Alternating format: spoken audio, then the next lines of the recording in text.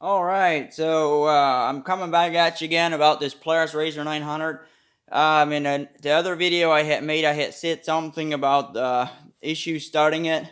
It wouldn't crank the engine over. You could hear the starter crank, but it wouldn't crank the engine. And I had said that I thought it was the starter, and it ended up, I went and bought a new starter, replaced it, and it still didn't make a difference, so I tore into it. And I realized the starter does not work like a car starter. It don't come in and out when the end don't come in or come out and grab when you turn it. It just stays. It's got a one-way gear or one-way bearing on a gear on here. I'll show you that in a minute. So I figured that out. I got the parts and everything for that. And I already got the clutch and everything off, all these little gears. So right here is a stem. And that's another one. I noticed all of a sudden it seemed like it would crank real hard. And it was because the stem had worked loose. It actually fastens in counterclockwise. And that's the way it turns. The gear turns too. Like the starter turns the gear here. Starter goes that way. And this gear goes that way. And then this gear. Well, one way or the other. I think this gear, this gear ends up going this way. So this gear, there's the opposite, and the starter same as this gear. Anyway, but this had worked its way loose, and it was wobbly a little bit, so it would allow those gears to get on a little bit of a bind. So I backed this all the ways out, put Loctite on it, and put it back in. Now I'm going to have to put this gear back on, get the C-clip on, and a little ring, and then I'm ready to put this gear with the clutch and everything on it. I'll show you that in a minute here. So here we got our little gear that goes on there, and the C-ring with it.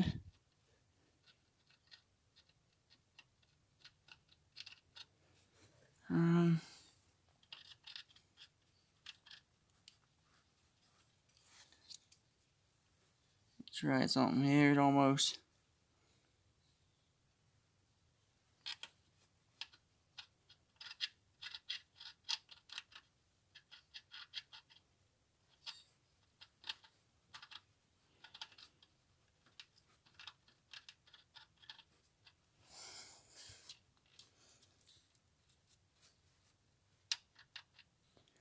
Seems like we're hitting somewhere, and I'm not sure where.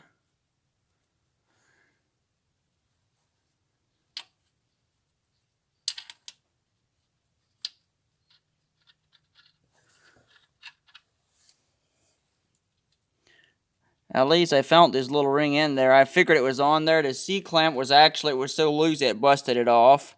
This ring might not even belong on there because it looks like it won't give me enough space for that. So it's literally hard telling what it was.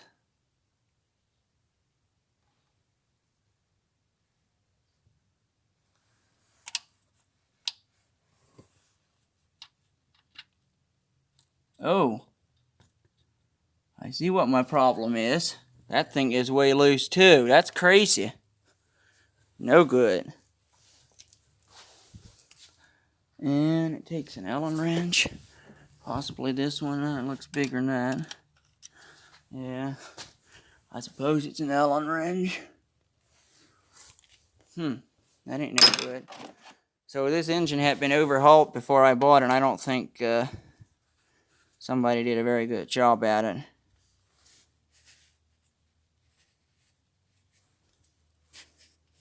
So I'd like to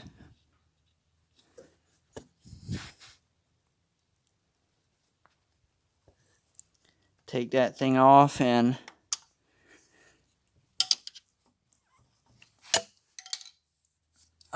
put some Loctite on it, but I don't hardly trust it.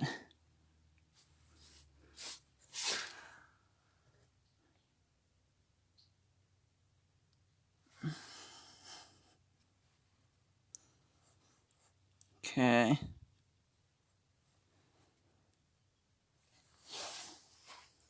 I might set this down and try to back it out one more time and see what I can, or just at least a little way, see what happens.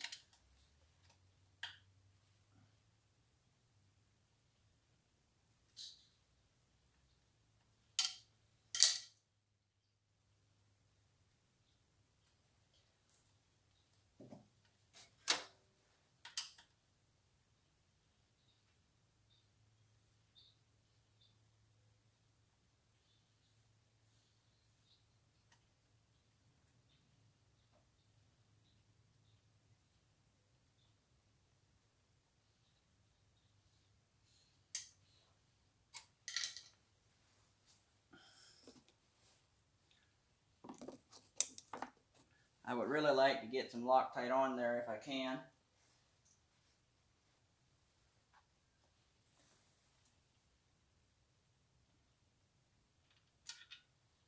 And here we go. So far so good, huh?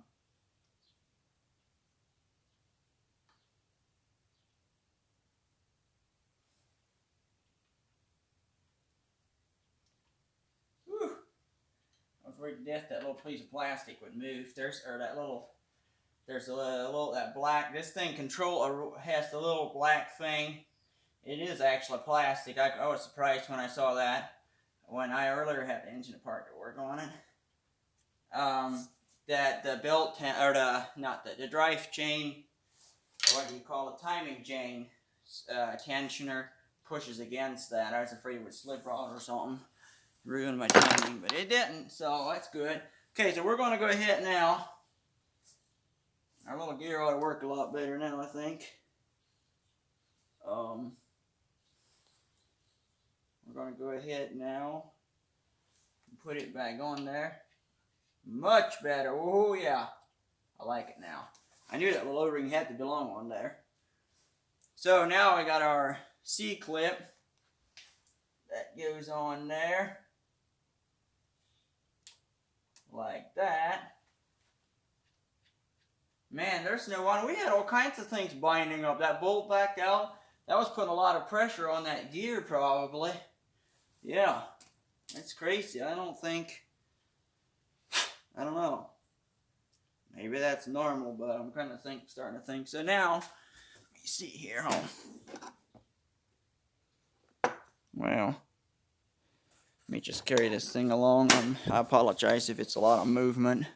So we got this thing, and it's got its little little shaft there, as you see. And this thing goes, oops, I have it backwards. Make sure it's all clean. Yep, you want to make sure these parts don't have dirt and stuff hanging on them when you put them back in. So this goes in there, this gear here drives that thing, and the starter goes to this. So like that. And now we got that. One thing that we didn't get yet, I'm just hoping that one there is tight. It looks like it is. It don't seem loose. Okay. So now we're ready for this part here. So here's the bearing. I already put the new one on. It's the flywheel. There's the outside. So to take it off, there's, I think you call it, what was it, 50 millimeter or something, and there was threaded there. And here's the tool that I had to buy. I just got it today, so that's why I finally got back at it. So that part turns on, the screws onto there, and it goes on counterclockwise, right? Yeah. Excuse me. And then this thing goes in clockwise, and it pushes against the shaft and pops this thing here off. But yeah, here's the bearing that was shot. I mean, look at that thing. When I took it off of the clutch, it just like literally fell into pieces. The little spring's all banked up and used up, and these little things are all banked up. So it was definitely shot. So yeah, like I said, I already got the new one on.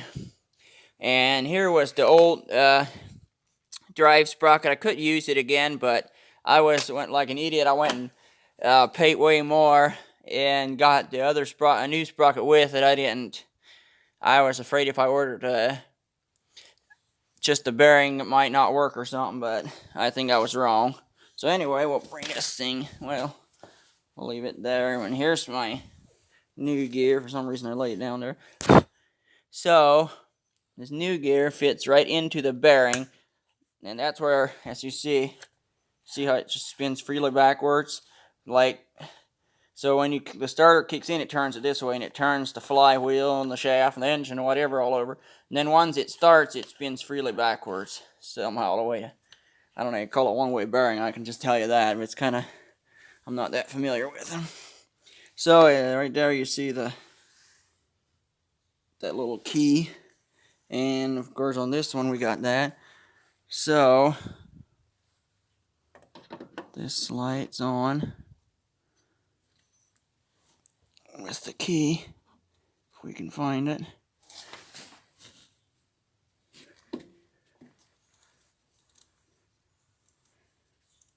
Might be fine, huh? Oh, there we go. Oh yeah, perfect. So now, there's only one thing left to do, and that is get that bowl in there, tighten it up. And you might have to, you want to check your specs, see how tight it is. And I thought this thing's pretty cool. It's actually, apparently oil comes through the shaft also. There's a little hole there and into there. You can like blow in there and blow through there. It must have been for oil. So can we double check? I got everything. Yeah, everything where it belongs. All right. So yeah, I'll go ahead and get this tightened down. And that's pretty much it, other than getting this cover on then. After tightening that down, you know, I wonder if I should put, I don't know if it would be an idea to put a little bit of blue Loctite on there or not. Maybe I'm going overboard by doing that. I might, well, you know what, let me check this once. Yeah, I think I can. I think I will too. So I'm going to put a little bit of blue Loctite and then I'll target down where it belongs. Then, I got a new gasket to pop on there. And right here's that part. Actually, also I had, it had stopped charging all of a sudden.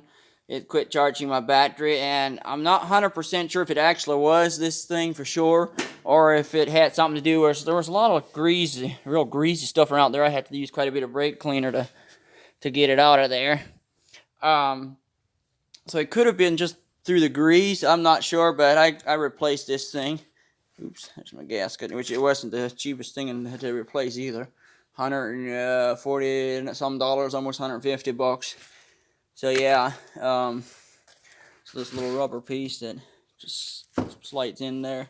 But yeah, it wasn't hard to replace. Got them bolts, and I went and Loctited those in also, just to be safe. So yeah, and then in here, your starter point goes in there, and right here's where this second gear goes into. And that thing, it just bring it over and just pop it in there after you get your gasket on, of course. You got these little taps around here. One thing you wanna kind of get it in place about where it belongs, and want to make sure you don't get your finger between it, because this thing is magnetic, and as soon as once you get that close, it's like bam, it just pops in there. So you want to make sure you have your finger out, or you might be jumping around yelling some cuss words, you know. So, one of my friends who used to say it will make an Amish preacher cuss. So, I'm Amish, by the way, so it's no big. I'm allowed to say that, you know. No, I don't care if people make fun of them anyway. But yeah, you know. So, yeah, I'll go ahead and do that. I might not get the rest on camera now. I don't want this thing's getting longer than I don't like to make them too long, or people get bored watching them or get irritated or something like that. So now that I showed you everything, that's it. Now, if you had a problem that you could hear you could hear it cranking, but the engine wouldn't crank, it's likely that gear that bearing that I just showed you back there behind the flywheel. And if you're like me and you don't have, or not used to working on them which I've spent a lot of time working on this. This is my first one, and I wouldn't mind working on more of them now. That's fun working on them. So, well, that's if they're not. It would be more fun if it wasn't always your own, you know, putting all that money into your own stuff. But anyway, you'll have to get this tool if you don't have it to pop the clutch off. And I just used an impact and just put it on there and popped it right off. After I put this thing in and that other center thing to pop the clutch out. So yeah, I mean, you really won't need to even take these gears off if you're just needing to replace that one-way bearing, the starter bearing.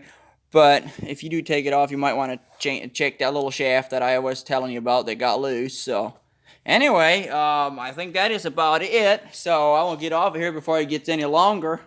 And I wish you luck with your machine, and I hope it solved it if you were watching this and having a problem like it, similar to it. So long until next time. Thanks for watching, and to keep up to date with more stuff that I post, please feel free to subscribe, and God bless. We'll see you then.